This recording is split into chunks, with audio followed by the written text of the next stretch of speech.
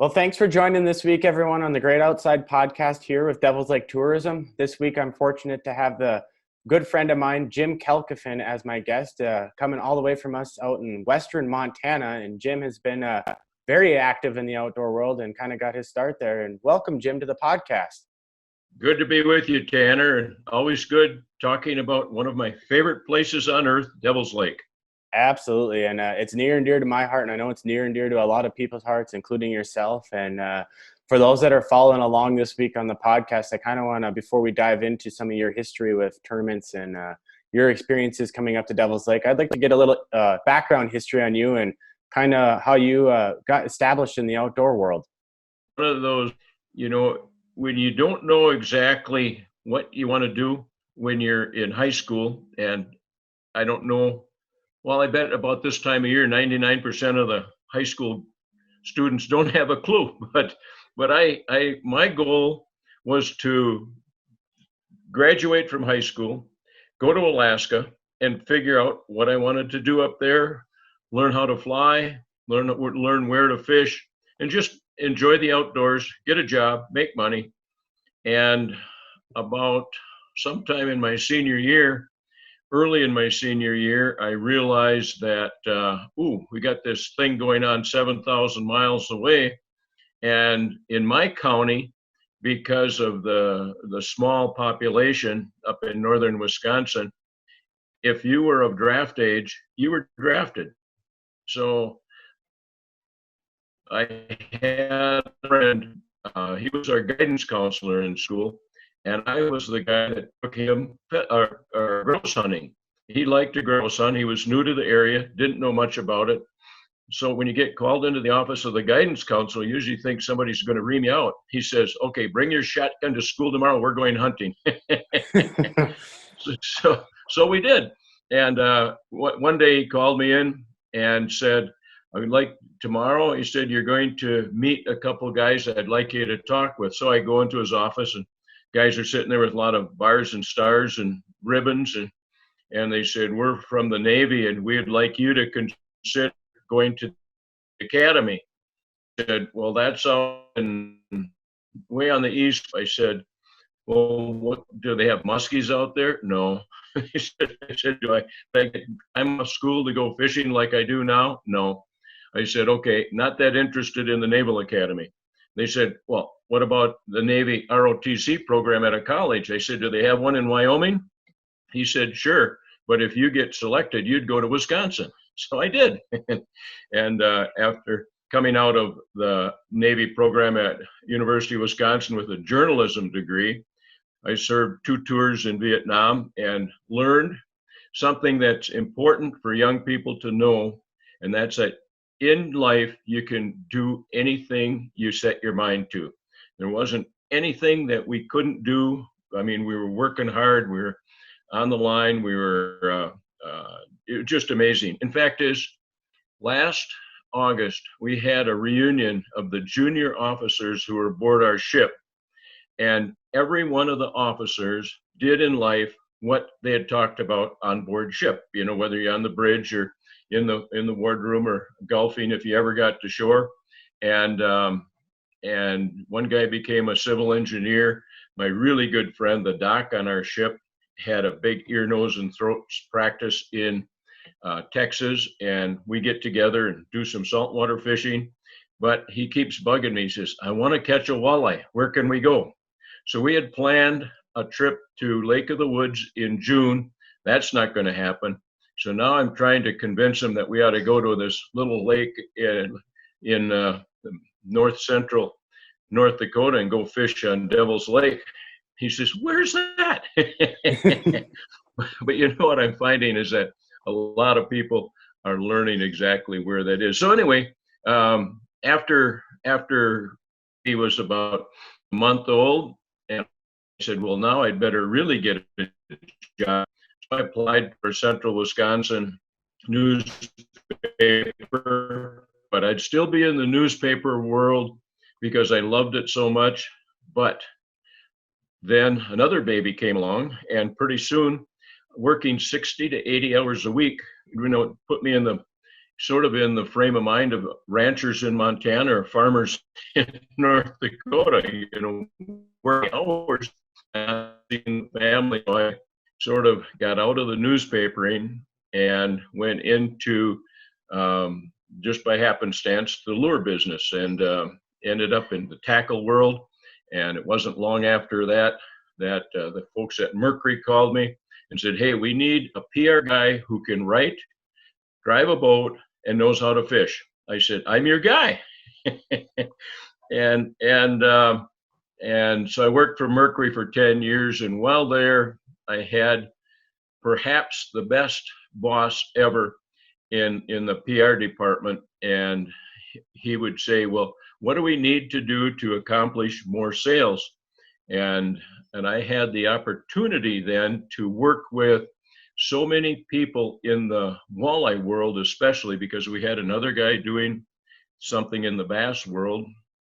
And I said, "Well, we need to have several people who can be our spokesman, key people, like Gary Roach, for instance." And so we started adding people to our teams, and it really went well. And I said, "Well," I went to a meeting one time, and he said, "Go to this little event we have in Fond du Lac, right in our hometown. We sponsored at Mercury. See what you think." I did. And I came back on Monday. He said, "What do you think?" And I handed him a sheet of paper that probably something you don't even know about, but I actually had to type it on a typewriter, Tanner. Oh, you don't see too many of those these days. No. And I handed him a sheet, and there were my suggestions on how to improve the Mercury National Walleye Tournament. So he said, "Okay." But 3 or 4 days later, he says, "Well, we're having a meeting." And so I go to the meeting, and we had the chamber people there, the tourism people there from town. We had some marketing people from Mercury, and I was there. And Clem, my boss, says, "Well, before we start, I'd like to introduce Jim to everybody here." And so I stood up and said, "Hi, good to be here." And Clem says, "Yeah, he's your new tournament director." So that's how I got into the tournament business, Tanner. Just like that. And then I suggested we start as a group of manufacturers, do something in the walleye world like they had done in the bass world. And we organized, the guys from Lawrence and Mercury, of course, with me, and Berkeley and several other manufacturers. And we sat around a table. Lindy Littlejoe was there. We sat around the table, and we said, "What can we do to conduct a tournament circuit, national circuit, that does not include us having all the gear and promoting it and the paperwork and all that?" One of the North Dakota Governor's Cup, South Dakota Governor's Cup, and Alex in Minnesota and others. And I went there as the executive director of this group, and we said, "We'd like you to one of the MWC, the Masters Circuit tournaments." And of course, when I went to places like Garrison, North Dakota, and they said, "Well, what do we have to do?" I said, "Well, here's the rules that every tournament has to agree to." And they read through the rules, and all of a sudden I could see hackles start going up as they got to about point number 12. And they said, "Well, what's this? We can't have beer in the boats? What do you mean we can't have beer in the boats?" And Grain Belt was one of their big sponsors. I said, "Well, let's have beer at the rules meeting and maybe at the weigh-in, but not in the boats." I said, "Legally, we don't want to promote that with the National Walleye Circuit." Well, they finally agreed to that. And of course, tournaments today are exactly like that. But we started the MWC. It was successful, and it ran, and it's still running, still going on today, as with a different name, different owners, different group of people. And I've even fished a few, but it wasn't long after that when.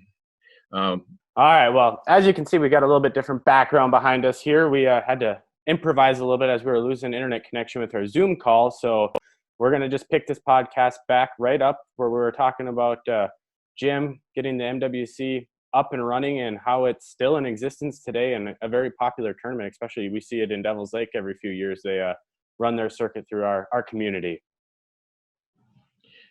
Well, shortly after that, we, so a couple of my really good friends in life and in business today are Al and Ron Lindner, and don't have to say much more for introducing those guys other than Al and Ron, and everybody knows in the fishing world exactly who you're talking about. So I sat down with those guys and they said, we need to do something in the walleye world like there is in bass. And of course, Bassmaster was the big deal. And I said, boy, I agree. And they said, we have to do it just as pro. And I said, well, and they said they wanted to do it pro to pro. Well, from the company I was representing, Mercury, we decided to jump in and be a sponsor that first year in 1990. So at the championship up at Rainy Lake, a guy by the name of Mark Martin won that championship. And on the final day, a couple hours before the weigh-in, Al and I were sitting on a picnic table looking across the lake, listening to the loons. And he looks at me and says, Jim, I hate losing money. And of course, I looked at him and I had no clue what he was talking about. And I said, I think that's pretty much all of us, Al. and he says, yeah, he says, we got this PWT, this professional walleye trail. We ran it as a pro event. And he said, we've got way too many chiefs. And I said, oh, okay. And he says, well, what do you mean to do about that? He says, I want you to be the executive director. Would you like to do that? I said, yes. So I got home. This was probably October. Got home. No, yeah, it was October. Got home, and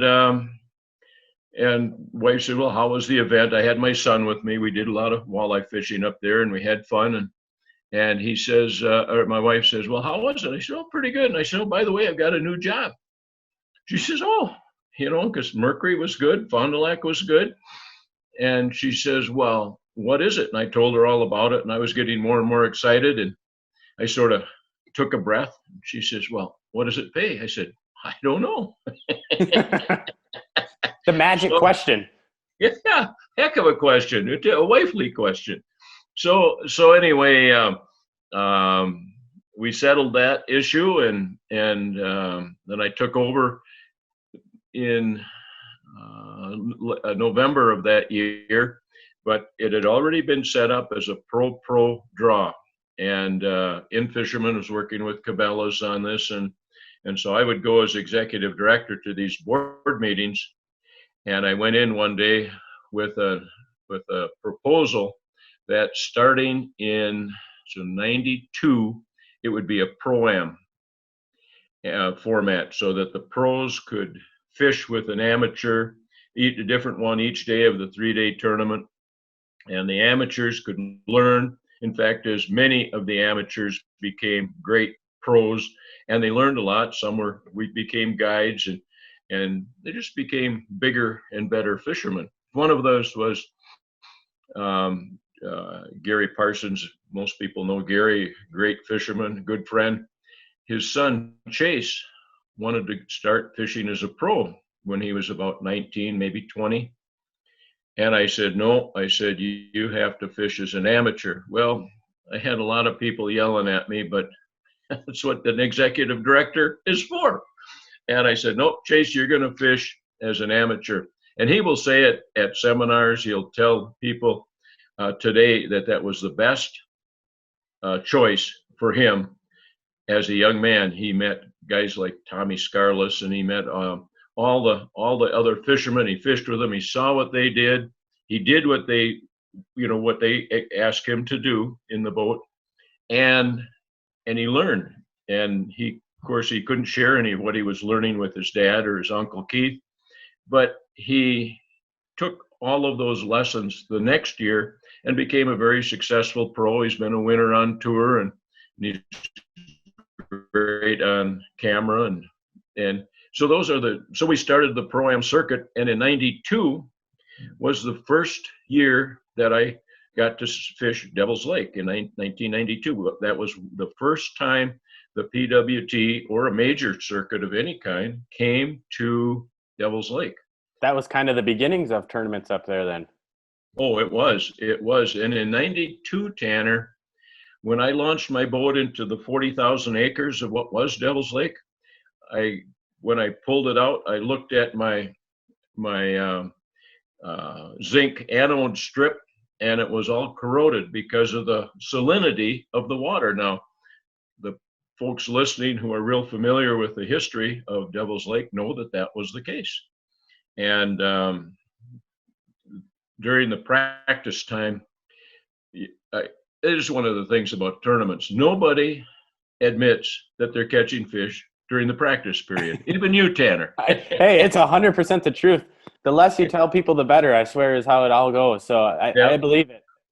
And if, like, some of the guys are real super honest about what they do. And so if somebody asks somebody, they say, well, how are you doing out on the lake? They'll say, well, I've been catching some small fish. And that's true. So even if they've been catching some 5-pounders, catching small fish is still true. Mm-hmm. But you don't want to tip your hand, don't want to give anything away. But anyway, at the rules meeting the night before in Devil's Lake, the word was that how are we going to give away all the money if nobody catches a fish? And that was Devil's Lake in 92. And it was just, it was quite a eye-opening event. A lot of people know the Glorvigans from up in Grand Rapids, Minnesota. Well, I know where they were fishing. They had to push their boat across a roadway to get over in front of what's now Graham's Island and back into that area. And they were trolling floater crankbaits, and they would get these big fish on back there in the slough, as they called it. But because of rods, line, knowledge about trolling, they weren't able to get those fish all the way into the boat. Otherwise, they would have won hands down. And now, of course, there's 20, 22 feet going in there, and it's not an issue to get through there. But that was Devil's Lake back then. 40,000 acres. You could get 4 or so of those lakes into Devil's Lake today, maybe more. At least 4. Well, and it's so interesting just to hear those, aspects of how the lake was back then, because I think it was about 2 weeks ago, I was at my parents' house, and my dad, I've kind of wondered where I've got my liking for videoing and doing all that kind of stuff. And I've kind of found out my dad loved to walk around with the old camcorder and videotape everything from trips to anything. And he's got old videotapes that we got transferred on the DVDs from back in, I want to say it was like mid-90s when the lake really started flooding. And he's driving through water on the Golden Highway, which is now 20 feet underwater. And you see the Narrows, and just like all these places you hear about and people tell you about how this all was back then. And then you actually get to see the footage from back in the 90s on what it looks like. And now that you go out in the boat and sit over the spots, it's just really a unique perspective. So yeah, 180,000 acres right now, roughly. So yeah, a good 4.5 of those lakes would fit in Devil's Lake right now. Yeah, it's just amazing. And back in 92, I went and looked, and I remembered who won, but I checked, and Harry Styles was the winner. Dan Steer, a name that's pretty familiar in the tournament world. He's won a lot of tournaments. And in fact, I just saw on Facebook this morning, his client just had a 15-plus pound walleye. That is a monster, 34.5 inches. I saw that too. That is a pig of a fish. There is no making that fish look bigger than it is. That is just a true giant. No, that's it. And he weighed it on an official Game and Fish scale at, 15.9. Just great. A name that's familiar in Devil's Lake, Bruce Bonzer. He was third in that 92 tournament the first time we were there. Scott Glorvigan, I just mentioned the Glorvigans. He was fourth and kicking himself still today that he didn't win because he couldn't get all those fish into the boat. And Norb Wallach, a really good friend who passed away from cancer many years ago, was fifth.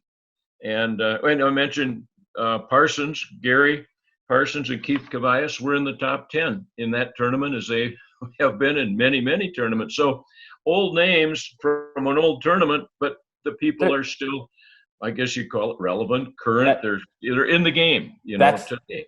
Yeah, that's just so cool to hear, like Gary Parsons and Keith Cavaius, 30 years from back then, and they're still fishing away in these tournaments. And, talking to a lot of these people like Johnny and guys that fish these tournaments, it's not an easy life, and it's got to take a toll on people. Even after 5-10 years of it, I couldn't imagine 30 years on the road, putting in the hours and time, and just, you come out on top, but then you also get humbled and beat up quite a bit too by the fish, and it's got to be a tough lifestyle. Well, yeah, and I don't know who said it on the tournament trail, but they were accurate when they said you're only as good as your next tournament.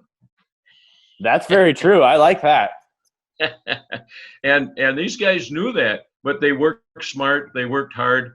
And the thing is, the fishing was only part of the game. Up in the northern part of the world where we live, we can fish from, in tournaments, we fished from late April on the Great Lakes to maybe we'd get into a real tournament in August, maybe September, with championships later in September and October.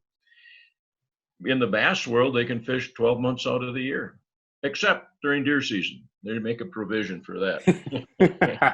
but in the walleye world, so the tournament fishing was a big part. 18 years I was executive director of the PWT, and so I saw the tournament fishing firsthand. But then I saw the success of the pros. They used the PWT as a credibility stepping stone, if you will. That gave them some credence to talk about tactics and talk about boats and talk about gear and talk about systems, weather, current, you name it. They could talk about that, and the top walleye anglers then would conduct fishing seminars at the sport shows. They would write articles. They would do TV pieces, and they were busy. In fact, is busier in the winter months than they were in the summer, which meant the tough life that you referred to, Tanner. Mm-hmm. They were away from home almost all the time. So it's the ones that persevere, and we mentioned several of the names. They're the ones that figured it out and have done it the right way. So anyway, that tournament fishing was a big part of my life. I also learned, this is probably from the Navy years, that to be able to do something, I had to know every aspect of tournament game. So what I would do is, in my spare time, I would fish some tournaments, some team tournaments with friends. And when I would sit at the rules meeting, I would just take mental notes. When I'd be at the start in the morning, I'd take mental notes at the weigh-in, and I'd say, "Ooh, there's a good idea," or "Man, I'm never going to do that." So I learned a lot from the boat seat, and that's what the top walleye anglers did, is they learned from the boat seat. Many of the ideas, people say, well, it's pretty common to troll with boards right now. Well, in the mid 80s, that wasn't even a thing in the walleye world. And it became a thing when the guys brought stuff from Lake Michigan and over into the inland lakes in Wisconsin, and then transferred it, west and east and south and north and all over the place. So a lot of techniques that are common today, I got to see those develop, like fire line. People say, well, how this non-stretch line, is that any good? Well, I got to see it from the first time that it was used. Same thing with the bigger outboards. Can you believe how big outboards are on boats today, Tanner? It's almost getting out of hand. And I was talking to a guy this last week, and we were joking around like, gosh, with these 350s, 400s that they're getting to be, a guy almost needs like a little 12-foot John boat behind him full of gas tanks just to be able to keep the gas in those motors, because I'm sure they're not the easiest on fuel when they're pushing 400 horse. Well, they sure aren't. Now, I sold all my boats before I moved from Minnesota about 4 years ago to Montana, because I moved around, and I know that when I get to a new area, I'm going to need a different boat. I thought out here I might need a John boat, a drift boat, but I found out that the long, narrow reservoirs and the big rivers demand a boat 16 to 17 feet long, deep V, and 40, 50, 60 on the back of it. So I talked to friends back in Wisconsin and Michigan and Minnesota and found a perfect boat, a 17-foot Lund with a 40 on. And I'm thinking these guys are fishing with outboards that are 10 times as big as that. And with my boat, I can launch. The reservoirs out west are up and down all the time. So usually I can get in just about anywhere. I can fish the smaller lakes in Montana, and I can fish the bigger rivers. Now, when I'm fishing and floating and fly fishing the smaller rivers, I've got not one, but two personal inflatable 8-foot drift boats just for emergencies. So when you come out here, I've got a boat for you too. I'm going to have to take you up on that. Yeah, I never see you. In fact, this is the first time I've ever seen you in Devil's Lake. You're always on the go. Making the most of what I can. But well, that's good. But talking about some of those smaller boats, it's kind of funny because it makes me remember back to, I want to say it was probably 4 or 5 years ago, maybe even a little more, one of our Devil's Lake Chamber tournaments. There was a father-son team, and I believe the one kid was from Bismarck, and his father, I think, was from somewhere in Minnesota. And, you know, there's a lot of guys up there that are running the big Lunds, the big Rangers, and I forget what they had, if it was just this little Lund, but they had this little 16-foot tiller with a tiny motor, and, you know, we were launching out of Graham's Island, and it wasn't that it was overly windy and rough, but there was a good chop on the lake, and they were fishing way up in the north end of Pelican.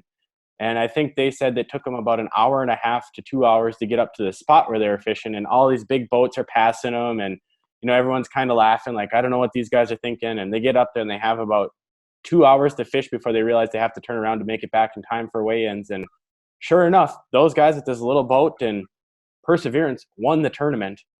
And I think the next year they showed up with a little bit bigger boat, but it was just kind of cool to see that, you know, it doesn't always take a giant boat with a giant motor to get on good fishing. And Devil's Lake's a true testament to that, because you don't have to go very far to catch fish. Well, growing up in northern Wisconsin, my dad and I fished out of a 17-foot Old Town canoe until I was about 14, and he came home one day with a 14-foot boat with a 15 horse on it, and I thought I was in heaven.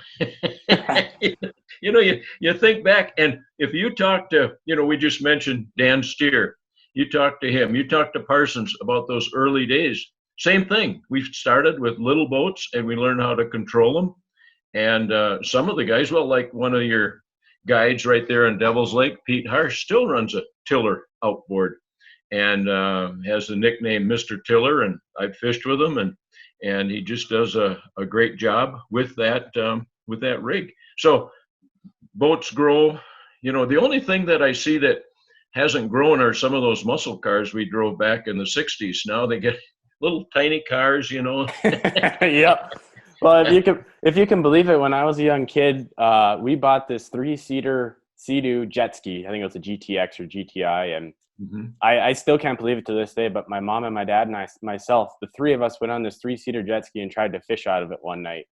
And I think we ended up losing 2 fishing rods in the ordeal. And like looking back on it this day, I'm like, Dad, what would we have done if we actually caught a fish? Like, how would we keep that? Like, where were we going to put it? Like, I don't think it was very well thought through, but there was determination. We were going to get on the water one way or another. Well, that was it. And all those years in the canoe and then in the small boat. And what was really, really fun for me, and I just encourage people to do this, from when my dad was 65 until he was 95, for those 30 years, we went on at least one week fishing vacation. So a full week of fishing someplace in the United States or Canada every year. And oftentimes he would join me on Lake Winnebago for a couple of days fishing, or he'd come with me and we'd fish Mille Lacs for a couple of days. And what was fun, sort of funny, but in the meantime, Dad would take my son fishing, and those guys would be fishing and yakking and talking. I said, "Oh, you guys had fun?" And they said, "Yeah, we had a great time. We caught some fish, and here's what we did." Well, I didn't learn until years and years later when our son graduated from college with a sales and marketing degree and eventually went in, he's senior VP of a big company out west here. And I said, well, we were talking one day about this. Fact is, we were at elk camp, and you have to think about things to talk about other than elk when you're not seeing them, you know? Oh, because you'll just get down in the dumps when you're like third day in, and you're like, I haven't seen an elk all week. And then you start, yeah, I get that. Yeah. And so we were talking about those early days of fishing and experience. And he said, well, you remember all those days that I went fishing with Grandpa? I said, yeah. He said, I never mentioned to you one of the recurring themes that came up. I said, what was that? Well, my dad was a salesman for his whole life. That's what he did. Worked for himself. And so Nate, our son, said, well, we talked about selling. We talked about salesmanship. And now he's just a consummate salesman. So I think it's just great, that was passed on, plus a few lessons about fishing and the outdoors and the love of and the passion for being outside. Oh, absolutely. And, my dad's 58, and we've kind of made a pact that, from here on out until he's physically able, we're going to try to do one hunting trip every year. And, we're pretty spoiled with having Devil's Lake in our backyard. So it gets to be a little bit tougher to take fishing trips because we're just like, well, we can go put the boat in here and take 3 days and just enjoy it. But no, we've made that deal where we're going to try to do those kind of trips as much as we can while he's still able to hike the mountains and do that. And like you said, it's not only do you learn about the hunting or the fishing in the aspect of, but you learn a lot about life too, and life habits and things like that you wouldn't think you'd get on trips like that. Well, I can tell you one example. He must have been 95 and still in good shape. He died at 102, and he had a major complaint about life when he was that old. He says, all my friends are dead. So he had a sense of humor like I do too. And so we went by Estevan, Saskatchewan. We were fishing, took my 20-foot boat, didn't matter what the wind was doing. And we were fishing. And after the first night, I called back to In Fisherman because I was working at In Fish at the time. I said, hey, send up a cameraman and a camera. We can do a segment on some giant northern pike. And I talked to the TV guys. And so next day, guy came up to shoot. And during that filming, Dad sat down and they put the camera on him and they said, well, Clarence, what do you think about all this new gear? I said, you're using a nice rod and reel there. It was a Shakespeare President reel, brand new one. He said that Jim just put in your hands. He says, well, and this is my dad talking, and we sort of paraphrase him. He said, he said, sitting here and fishing with this reel, it reminds me, I had a president just before I went into the Second World War. And he said, when I got back, somebody had stolen it. And he said, but this new one, and he held it right in front of him. He says, this is better than anything I've ever used. That, Tanner, you're in the video production company. So that video piece went right to Shakespeare, and they used it in their sales meeting that next week. Oh my gosh, that's gold right there. Like that, you can't make that up. No. And during that filming, it became one of the best of segments that In Fish would air because we caught so many big northerns over 48 inches. And on that trip, I said, oh, look at that big one just rolled over there. And the camera guy says, don't cast. He looks at me, he said, say that again. I said, oh, look at that big one that just rolled over there. And then he filmed me as I cast. I was using number 14, Tennessee shad, husky jerk, things you never forget. And I cast it out, twitch, twitch, pow. And this big pike hit, and he took off. And as he took off, he had that camera on my face. And everybody that saw that for the next 10 years on the annual, they'd show it as best of segments. They said, wow, he said, that wasn't made up. That was real. He said, it was very real. Anyway, it was the biggest pike I'd ever caught it on camera, 48 and a half inches. I had an official ruler, and it was just amazing how much fun that was, having my dad in the boat with me and catching that big one. And they filmed him, of course, with a lot of things. But those are exciting memories that are just etched in the brain forever, Tanner. They really are. You know, you're talking about how you remember the exact lure and all that. Dad and I were out in the boat the other day, and we were just kind of testing some new spots. I mean, the water temp still got a little ways before our bite really picks up here in Devil's Lake, but we were in a couple different bays, and you know, I remember the first big walleye I caught that was 28 inches. It was in this bay about this time of year, and every place we go to, I tell my dad, I'm like, I can remember this exact spot. We use this exact lure. I mean, I remember it was a white bass we caught, then I caught a pike, and then all of a sudden it was just walleye. And like every memory that we have together in the boat or in the shore, like you can remember it down to the exact day, what the weather was like, what exactly we were using, and like what that moment was. Like for the instance that the walleye I caught that day, I remember we were pitching a 1/4 ounce jig with these paddle tails, and it caught a white bass about 2 hours prior, and then we caught a pike, and it was pretty slow, and we kind of figured, you know, maybe the walleye spawn's not, you know, it's not far enough past it that they're not going to be that active. And we went into this little back bay, and we're, of course, doing the atypical, pitching to the weeds, pulling back to the boat, come down the other side of the bay, coming back out to the mouth. And I'm like, you know, maybe I should just do something different. Instead of pitching to the weeds, why don't I pitch out into the middle of the bay? Mm-hmm. And I no soon as had my jig hit the water, gave it about 3 cranks, and all of a sudden this fish hit. And I'm like, oh, that did not just happen. Like this whole time I've been pitching like I should be to the weeds, and I get it to the halfway to the boat, and it's fighting pretty good. I'm like, this has got to be a pike. There's no way this is a walleye. And it gets up to the boat, and all of a sudden I see it breach come up, and I'm like, oh my God, that is a walleye. And next thing it takes off, and the next minute and a half trying to get that fish in the net, my heart's just a pounding. And 30 years from now, I will remember that exact moment and how everything went down to the T. And I think that's one thing about the outdoors that I can attribute a lot of great memories from. I'm just going to turn around and grab something here. I don't know. Can you see this okay? Yes, I can. That is a Walleye Insider cover picture of my dad from probably when he was about 92 or 93. We were fishing on Lake Wabigoon up in Canada by Dryden. And so you talk about the big fish like we talked Dan Steer caught. Well, we caught 2 fish on Bagley DB6s on 2 consecutive casts in 30-mile-an-hour winds. And I would take, I don't know if people are listening to this and saying, boy, these are a couple guys just talking old time stories. But that's what the outdoors ends up being. I mean, it's like we're sitting around a campfire talking about hunting and fishing stories. And so anyway, the wind had been 20 to 30 miles an hour, east, south, west, and finally it was out of the north. And my dad says, it's too windy to go out. So I said, well, I've got this extra rain suit, extra fleece. You're going to put all this stuff on. I said, you're going to bundle up. He said, well, I don't need that. I said, you're not getting in the boat until you put that on. So kids can say that to their dads when they're 92. So just remember that, Tanner. I will. And we got in the boat, we went out, and I said, well, there's one rock where the north wind was hitting it. It was an east-west sort of a rock bar.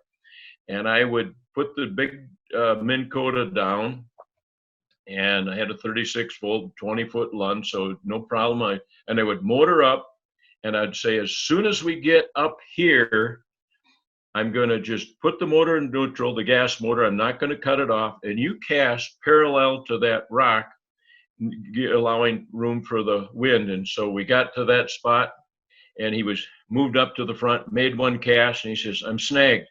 And I could see his line go womp, womp, womp. And the first walleye he caught on that big DB6, so you know that's a big lure, was a 33-inch walleye. And I think that's the picture I took. But no, here's the thing. That wasn't the picture I took using. You don't even know about 35-millimeter cameras with film, do you, Tanner? Oh, I have a little history with them, but I mean, it's nothing like the digital memory cards you got these days.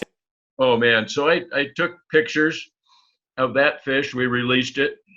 And by then we had drifted a half mile back in the wind, and I tucked behind an island, and I said, well, I might be out of film. And I looked, I didn't have any film in the camera, like a dunce.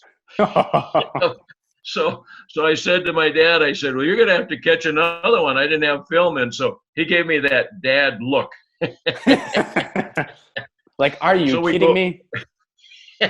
He said, I caught that fish. And so we went up, and the next fish was a 34-incher, that same deal. He came back, and that's the one that's on the cover, is that 34-incher. And we don't know how much it weighed, but we had so much fun. So we talk about it often. He said, I never would ever go out in a wind like that. He said, but he said, I think you might have learned how to drive a boat in the last 40 or 50 years. But that was the picture I just showed you. It ended up on the cover of the Walleye Insider. I got it framed, and I can remember every detail of that cold, blustery October day. So, when you talk about memories, man, we've got a million of them, and you're going to create a million of them. You only got 500,000 now, Tanner. Hey, there's a lot to make. No, and it makes me think about my dad's got a walleye on the wall, and I was probably in about the 7th grade, and friends of our families have a lake lot on Devil's Lake, and they let us put a dock on there, and we would just go out there in the evening, and what you could do still this day is go throw a slip bobber with a leech, and we'd sit there for about 2 hours and catch a few fish. And I remember vividly this night, it was just my dad and I, and I'm like, Dad, do you ever think like there's any whoppers around here, like any 8-pound plus fish? And he goes, oh, I'm sure. Wasn't 20 minutes later, his bobber goes under, and he's like, oh, this is a pretty big fish. And of course, he gets it up to the side of the dock, and I go down with the net as a typical 7th, 8th grader and missed it. And I felt so bad. And I'm like, oh my gosh, the one chance that we have at this fish, and I just messed it up. And he was able to slowly kind of get the fish back up, and we got in the net the second time. And that fish was at one of the local restaurants that our friends owned for quite some time. And he just brought that fish home probably about 3 months ago. And every time I walk by that fish in their basement and see it, I have that memory of that exact day, what happened. And so I'm looking forward to lots of memories like that to make. Wow. And I've been out living in Western Montana now for almost 4 years, made a lot of friends. And a guy told me at church on Sunday, he says, he says, we were fishing Saturday at Georgetown. And he said, I see you guys in the boat did really well. He said, we were fishing from shore.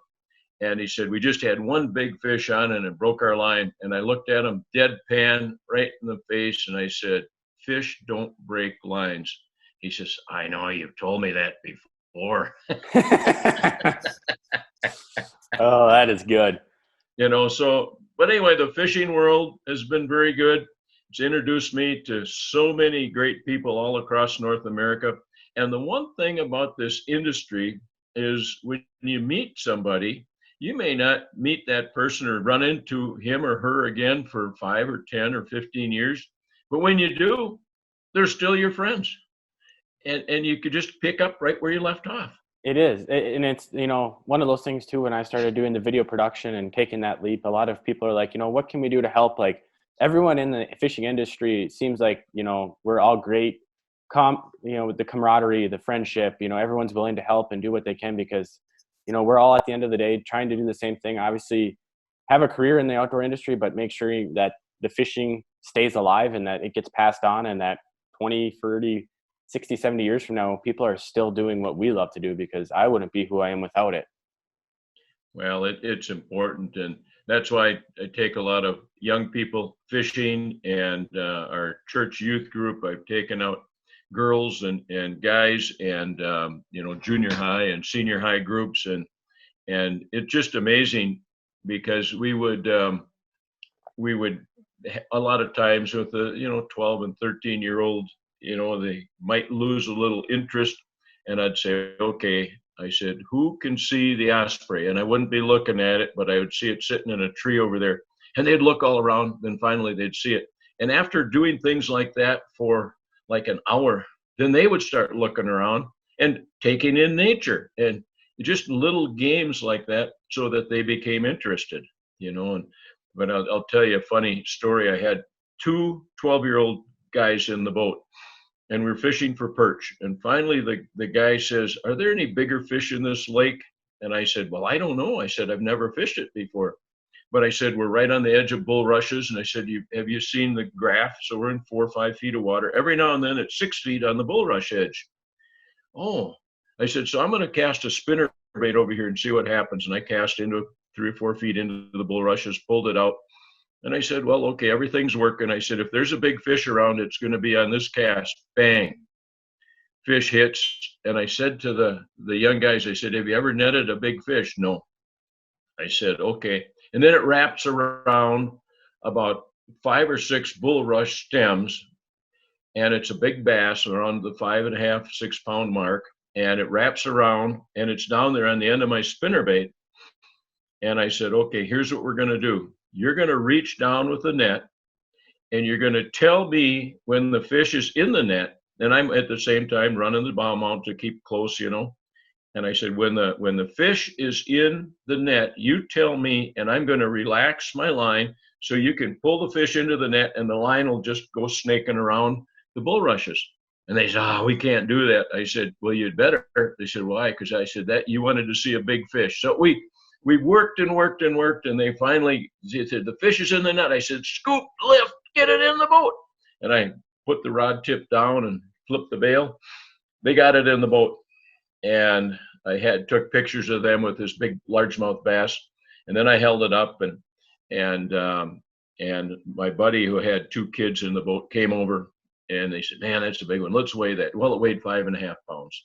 Oh, wow. And took a lot of pictures, and the kids in that other boat said to the kids in my boat, well, how did you manage to get that? Well, he said, when you're fishing with a guy who's in the Hall of Fame, how can you miss?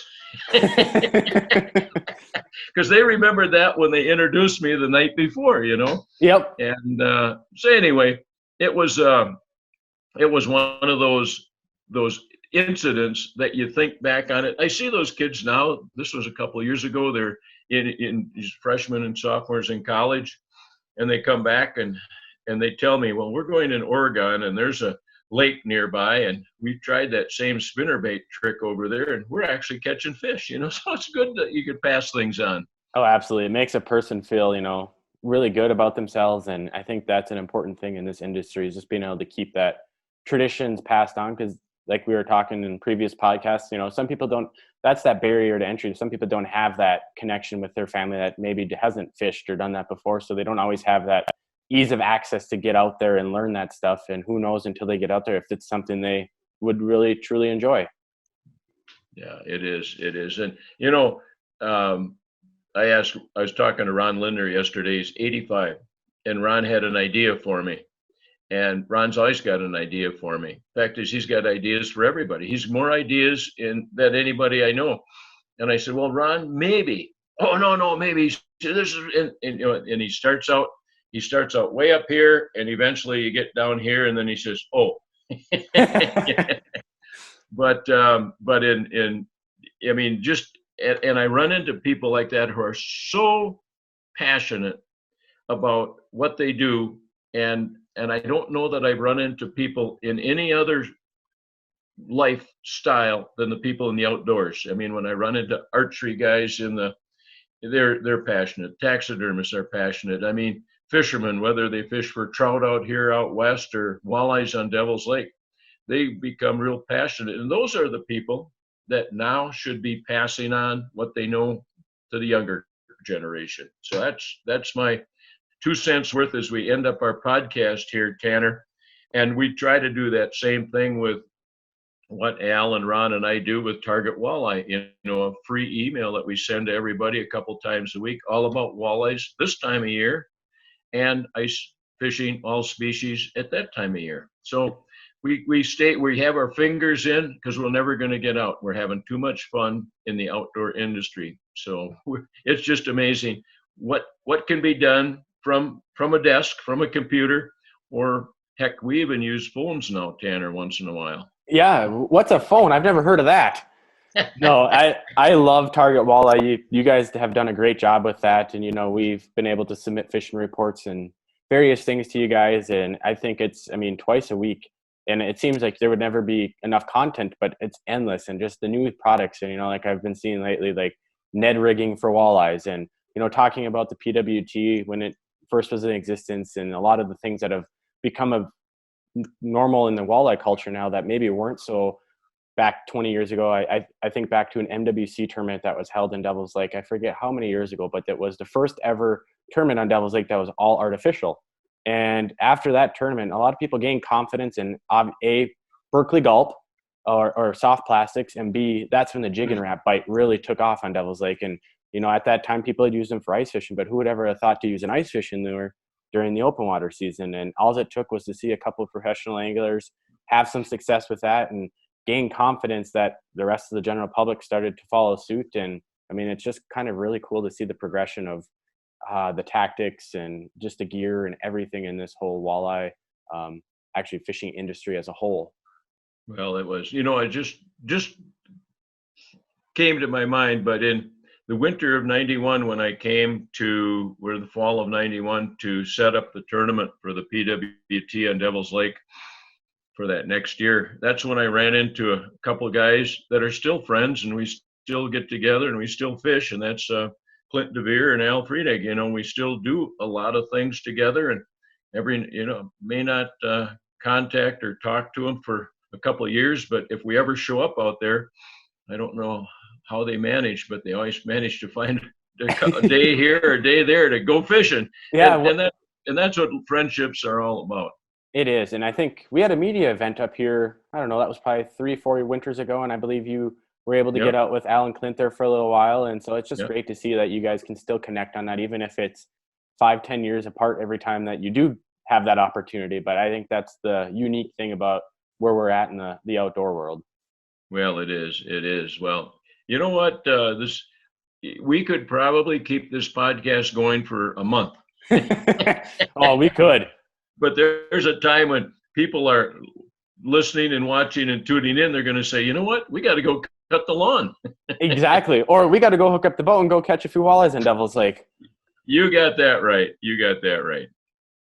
So thanks again, Jim, for allowing us to do this interview here this morning. I think there's a lot of great information, and I think one of the best things we can take away from this podcast is just the outdoors is a great place to make a lot of great memories. And I know you've done it with your father and your sons, and I do it with my dad. And I just hope that other people have the ability, and especially with the recent events that have happened, I think people are slowing down a little bit. And I think hopefully people will take away from this that it's when you get the opportunity to enjoy the outdoors with your family, I would say take the most of it and take advantage of that, and you won't regret it. It's required, in my opinion. I would agree 100% wholeheartedly with that statement right there. Well, Tanner, good to be with you today. Yes, thanks for taking the time, Jim. And maybe we'll have a part 2 with kind of the wrapping up this summer. We'll just have to stay tuned, and maybe I'll make my way out to Montana and get a little time in on the water with you out there. Sounds good, Tanner. Take care, Jim.